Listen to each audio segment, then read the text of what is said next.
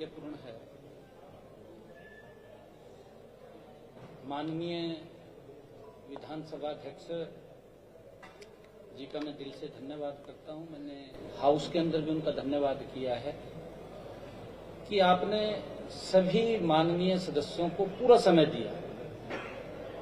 समय की अलॉटमेंट करने के बाद समय के ऊपर पाबंदी नहीं लगाई। मैंने देखा है सभी माननीय सदस्यों ने अपनी पूरी बात को रखा है और पूरी बात को रखा है तो मैं भी सुन रहा था। जिस प्रकार की बातें विपक्ष के द्वारा की गई, अनाप शनाप बातें, और सरकार ने कोई काम नहीं किया। माननीय जो महामहिम राज्यपाल महोदय ने अभिभाषण पढ़ा, जो अभिभाषण दिया है उसको पढ़े या बता दिया। भाई ये सरकार का एक डॉक्यूमेंट विजन है। सरकार ने हरियाणा प्रदेश को गति से पिछले 10 वर्षों में बिना भेदभाव के गरीब व्यक्ति को केंद्र मान करके इस सरकार ने हरियाणा को मजबूती से आगे बढ़ाया है।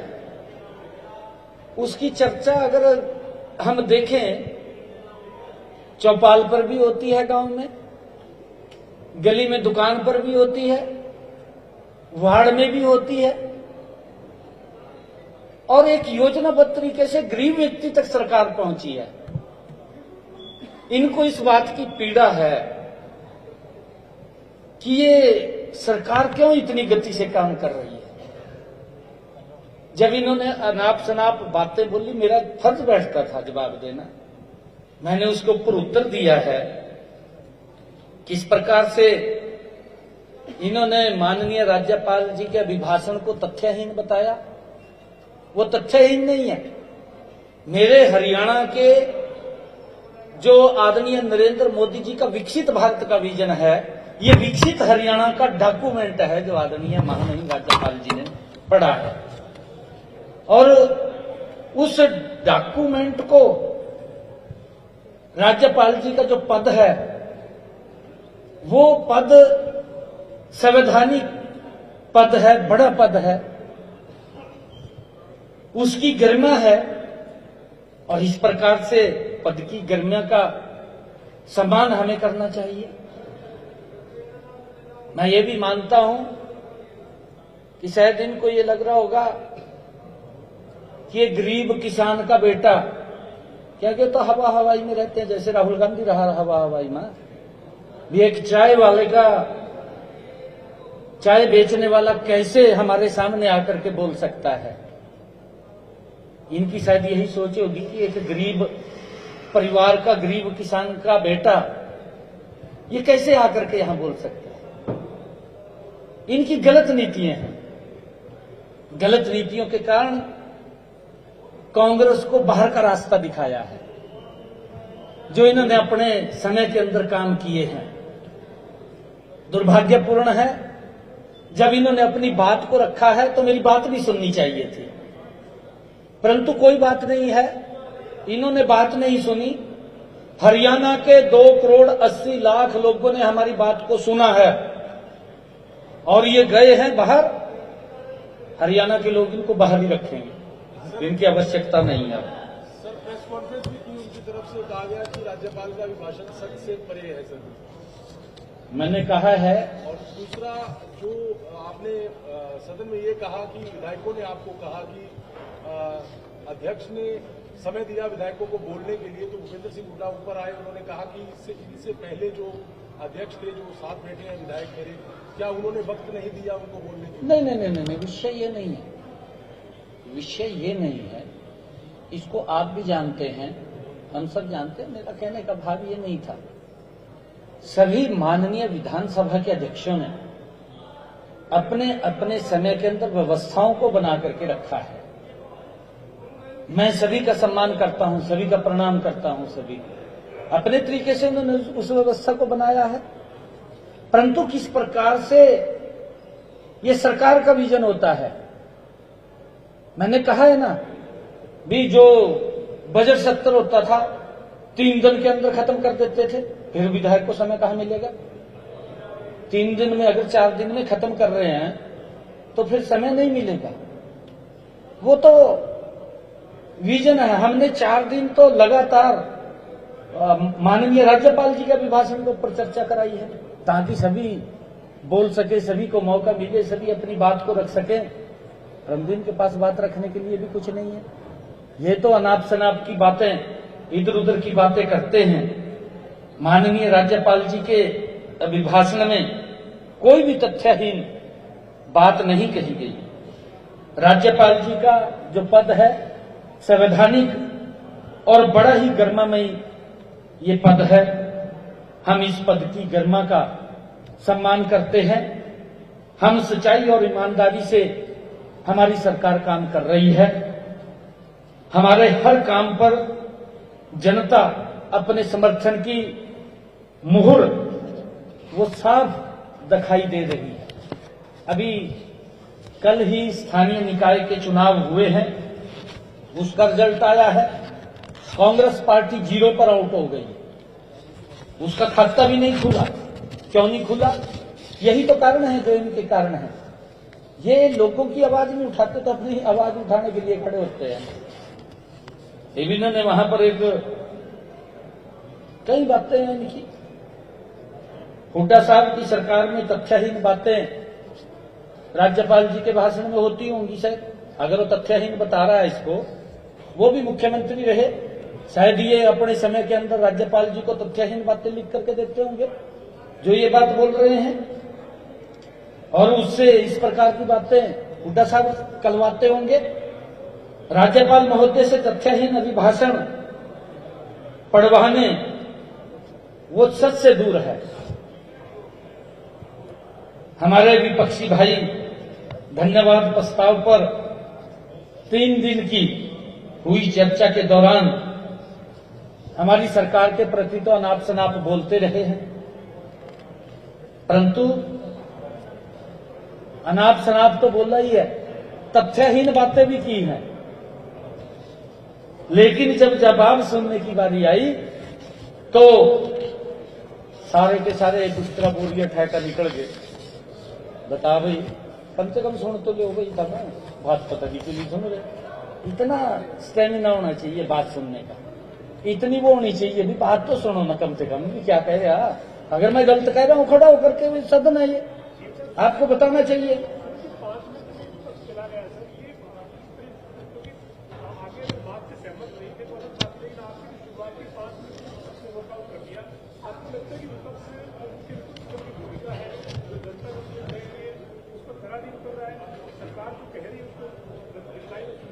नहीं, देखिए विपक्ष निराशा में है और अभी तो वो उभरे भी नहीं थे, कल फिर मूर्छित हो गए। अभी तो उभरे भी नहीं थे। और अभी यहां की बात नहीं है, अभी तो 2029 भी दिखाई नहीं दे रहा इन लोग। इन करें तो क्या करें? अगर विपक्ष की भूमिका ठीक नहीं निभाई जा रही तो हरियाणा के लोग देख रहे हैं कि विपक्ष के लायक भी नहीं है, बाहर करेंगे इनको। आपने सर 2 घंटे 52 मिनट 19 सेकंड के करीब राज्यपाल अभिभाषण पर रिप्लाई दिया है। ऐसे मौके पर विधानसभा में ये नजारा, जब विपक्ष बिल्कुल वहां पर बैठा हुआ नजर नहीं आ रहा, लोकतंत्र में विधानसभा की व्यवस्था में भी इस पर एक बड़ा प्रश्न चिन्ह लगते हुए नजर आता है। लेकिन विपक्ष का ये कहना है कि पुरानी बातें कही जा रही थी कांग्रेस के टाइम की, अपनी बातें बतानी चाहिए।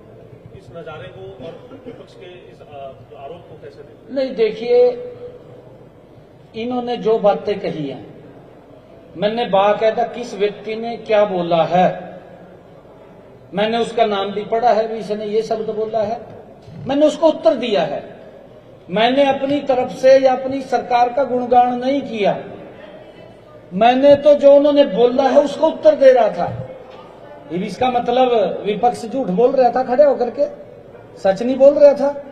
अगर सुनने का मादा नहीं है तो इसका मतलब तो साफ जाहिर हो रहा है कि जो उन्होंने बोला मैं उसका उत्तर दे रहा हूं। अगर वो नहीं सुन रहा तो इसका मतलब झूठ बोल रहा है विपक्ष। विपक्ष के पास मुद्दा नहीं है। इसका तो यही तथ्य निकलता है कि विपक्ष के पास सच्चाई नहीं थी।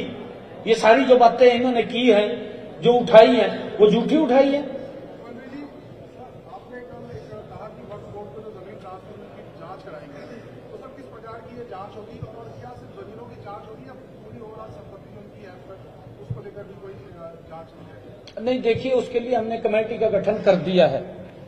कल ही कमेटी का गठन हो गया है। हमारे रोहतक डिवीजनल के कमिश्नर, करनाल डिवीजनल के कमिश्नर और हमारे रोहतक के डीसी महोदय, उनके नेतृत्व में वो 2 उसके सदस्य रहेंगे और उनकी अध्यक्षता के अंदर रोहतक डिवीजनल की अध्यक्षता में कमेटी का गठन हुआ है। क्योंकि इन्होंने ये बात उठाई कि यहां पर तालाब था। हमारे पास जो तथ्य आए थे कि वो वक्फ बोर्ड की लैंड है और उसमें कहीं फर्द के ऊपर लिखा नहीं है कि यहां तालाब है। उसमें किसान काश्त कर रहा है लीज पर लेकर के। तो जब इन्होंने बार बार उस बात को उठाया, बार बार उसको उठाते रहे, तो मैं समझा कि कोई गंभीर मामला है।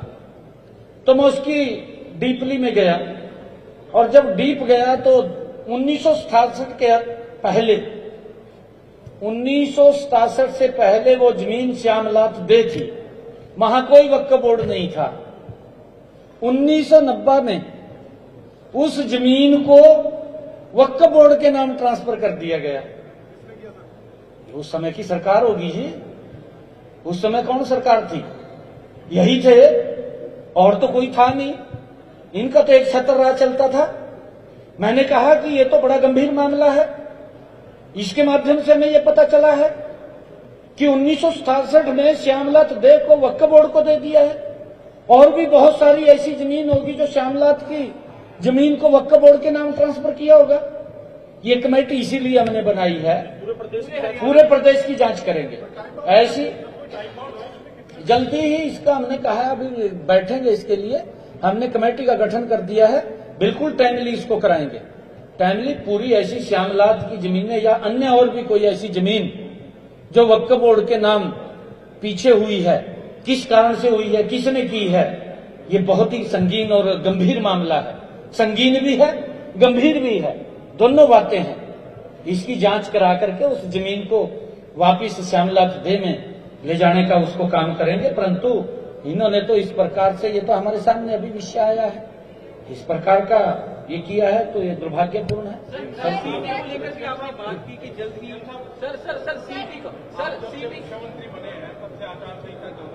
सीटी के ऊपर मैंने विधानसभा में दे दिया है। जब से लगातार आचार संहिता चल रही है, तो अब आचार संहिता हटेगी, तो उसके बाद सरकार तेजी से काम करती है। 3 गुना गति से काम करेगी। ट्रिपल इंजन की सरकार है, ये 3 गुना गति से काम करेगी। Thank you. हाँ, मैं सभी, आज आप सबके माध्यम से मैंने फ्लोर ऑफ द हाउस इस महासदन के अंदर भी हरियाणा प्रदेश के 2 करोड़ 80 लाख लोगों को होली महापर्व की बहुत बहुत बधाई और शुभकामनाएं दी हैं। और आप लोगों के माध्यम से भी हरियाणा के कोटि कोटि जन को होली महापर्व की बहुत बहुत बधाई देता हूं, शुभकामनाएं देता हूं। ये पर्व हमारी संस्कृति के साथ जुड़े हुए हैं। ये पर्व आपस में भाईचारा, प्रेम बढ़ाने के पर्व है और हम सब मिलकर के इन पर्वों को मनाएं। इसके लिए मैं सभी प्रदेशवासियों को बहुत बहुत बधाई देता हूं, शुभकामनाएं देता हूं।